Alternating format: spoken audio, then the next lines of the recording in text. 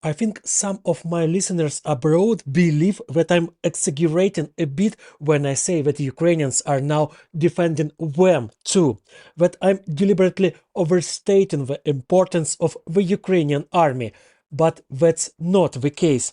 In the description of this episode, I will leave a link to the military plans of the so-called Russian Ministry of Defense. You will be able to read them using an online translator, or you might not need to read them. I'll tell you a bit about them and provide some explanations. Let's start with the fact that they still call the war in Ukraine a liberation one. They came to liberate Russians. According to their bizarre calculations, just recently 96.7% of people in Ukraine were Russians. Where this number came from, don't ask, I don't know. It's some spatial Putin science counting Russians where they don't exist. So next, the Russian military writes that the insidious West imposed some wrong values on these Russians and turned them into enemies of Russia. And that's precisely why Putin started this war, to turn this 96.7% of Ukrainians into Russians.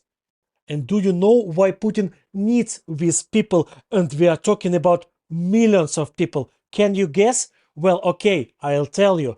To be at the forefront of the armies that will march under Putin's command to destroy the West, which on the official website of the Russian Ministry of Defense is called satanic. The ultimate goal is to bring all of Eastern Europe back under Moscow's control. In other words, the Russians openly say they want to fight NATO, but with the hands of subjugated Ukrainians. Is it possible to send Ukrainians to fight against their Western neighbors?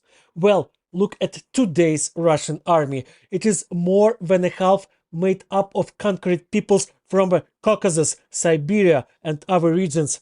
It has thousands of Chechens, including those who just recently, 20 years ago, fought against Moscow for independence, but now they are fighting for the very people who turned Chechnya into a damn feudal khanate, with portraits of Putin who killed tens of thousands of Chechens on every corner. And there are also many Ukrainians in the Russian army from the occupied territories.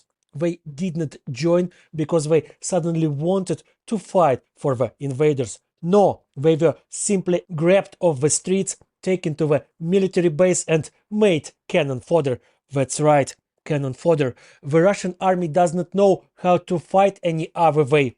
And the fact that you haven't experienced it yourself yet, the fact that this fodder isn't storming your cities, the fact that your loved ones have not been forcibly sent to be part of this Russian cannon fodder, all this is thanks to Ukraine. By the way, today is October 1st, the day of the defenders of Ukraine. So don't forget to congratulate your Ukrainian friends. They deserve it.